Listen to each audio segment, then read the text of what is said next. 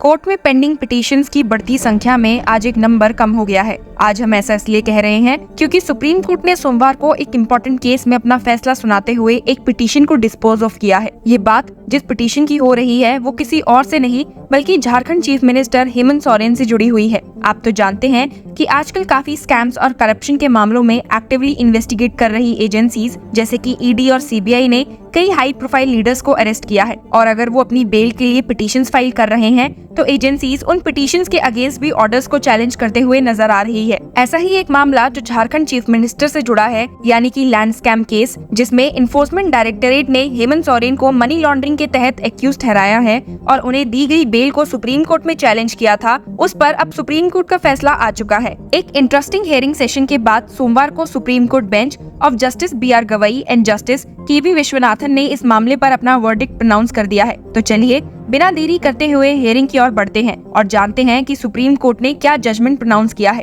क्या supreme court ने ED द्वारा चैलेंज की गई सोरेन की बेल को मान लिया है या फिर बात कुछ और है। 29 जुलाई को जब सुप्रीम कोर्ट ने झारखंड हाई कोर्ट के 28 जून के जजमेंट को चैलेंज कर रही पिटीशन की सुनवाई की, जो झारखंड के चीफ मिनिस्टर हेमंत सोरेन को मनी लॉन्ड्रिंग केस में बेल ग्रांट करती थी, तो उन्हें दोनों पक्षों के सबमिशन सुनने को मिले। हियरिंग के दौरान additional solicitor general SV. Raju ने हाई कोर्ट के फैसले पर ऑब्जेक्शन उठाया, जो ईडी के विटनेस स्टेटमेंट्स को नहीं मानते थे, जो prevention of money laundering act के सेक्शन 50 के तहत रिकॉर्ड की गई थी। ASG SV. Raju and advocate Zoheb Hussain ने ईडी की तरफ से आर्ग्यू किया कि हाई कोर्ट ने कहा है कि स्टेटमेंट्स पर भरोसा नहीं किया जा सकता, जिस पर जस्टिस के.वी. विश्वनाथन ने पूछा कौन से स्टेटमेंट्स, जिसके जवाब में एएसजी ने स्टेटमेंट्स को पढ़ना शुरू किया और बताया कि सेक्शन 50 पीएमएलए स्टेटमेंट्स को डिस्प्यूट किया गया है, लेकिन सेक्शन 161 सीआरपीसी स्टेटमेंट्स भी बेल स्टेज पर कंसीडर किए जाते हैं। हालांकि जस्टिस गवई ने जवाब दिया कि हमारी नजर में ये बहुत ही अच्छा रीजन्ड ऑर्डर है, पर एएसजी ने कहा द जज initially finds evidence of money laundering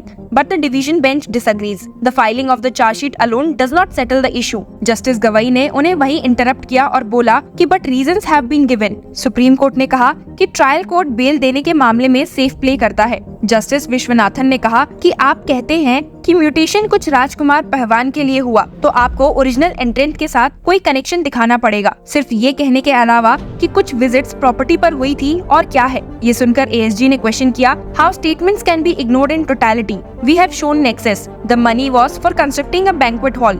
Architect says he did not know. पर जस्टिस गवई ने एक्सप्लेन किया that the valid reasons have been provided for disregarding certain statements. उन्होंने कहा कि हम और कोई ऑब्जर्वेशंस नहीं देना चाहते जिससे कॉम्प्लिकेशंस बढ़ जाए। The learned judge has provided a well-reasoned judgment. ASG ने समझाने की कोशिश की कि डिटेल्ड स्टेटमेंट शो करते हैं कि हमारा केस एविडेंस से सपोर्टेड है, जिस पर जस्टिस गवई ने कहा record seized from Bhanu Pratap do not implicate Hemant Soren. जिसके बाद एएसजी ने कंप्लेंट का रिव्यू किया और बताया that the evidence on record shows involvement in the illegal occupations of properties and acquisition of assets derived from criminal activities related to scheduled offences. ASG ने कहा illegal possession prevents transfer, yet it occurred with Abhishek Prasad's involvement. The media in charge was linked to the accused. पर फिर भी justice Gavai अपनी बात पर रहे और उन्होंने कहा that the noted information with a sticker is missing from the original file. Apologies. Bench ने कहा we will not interfere with the order. Observations on bail won't affect the trial judge or other proceedings. Hearing के and में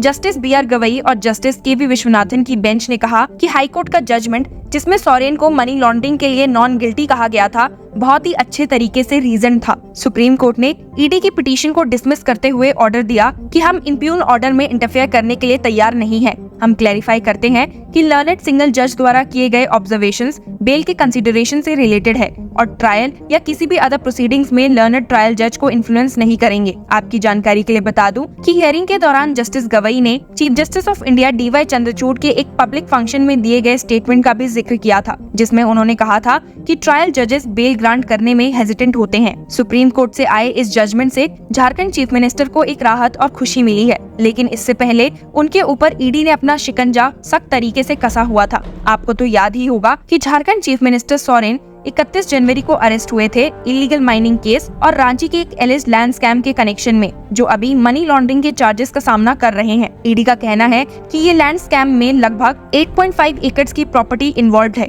जो proceeds of crimes है। ED ने सोरेन पर unauthorised possession और usage का चार्ज लगाया है। प्रॉब एजेंसी का कहना है कि सोरेन डायरेक्टली इन्वॉल्व है एक्विजिशन, पोजेशन और यूटिलाइजेशन ऑफ दीज प्रोसीड्स में और उन्होंने भानु प्रताप के साथ मिलकर ओरिजिनल रिकॉर्ड्स को कंसील करने का इल्जाम लगाया है। 2024 के लोकसभा इलेक्शन से पहले सोरेन ने सुप्रीम कोर्ट में इंटरिम बेल के लिए अप्रोच किया था, लेकिन उनकी बेल प्ली कंसीडर नहीं की गई। समर ब्रेक के दौरान टॉप कोर्ट की वेकेशन बेंच ने उनकी पिटीशन को एंटरटेन करने से मना कर दिया था, जो ईडी अरेस्ट को चैलेंज कर रही थी, ओरली रिमार्क करते हुए कि उन्होंने स्पेशल कोर्ट के कॉग्निजेंस लेने वाली बातें डिस्क्लोज नहीं की थी और इसी वजह से सोरेन को पिटीशन को विड्रॉ करना पड़ा था। इसके बाद सोरेन ने झारखंड हाईकोर्ट में बेल के लिए अप्रोच किया था। पार्टीज को सुनने और रिकॉर्ड्स को परयूज करने के बाद हाईकोर्ट ने सोरेन के फेवर में जजमेंट दिया, ये ऑब्जर्व करते हुए कि लैंड के पोजीशन को लेकर उनके अगेंस्ट कोई डायरेक्ट एविडेंस नहीं था और ईडी के स्टेटमेंट्स एम्बिगुअस थे। बेंच ने ये भी कहा था कि ईडी का ये claim that it's timely action has prevented the illegal acquisition of land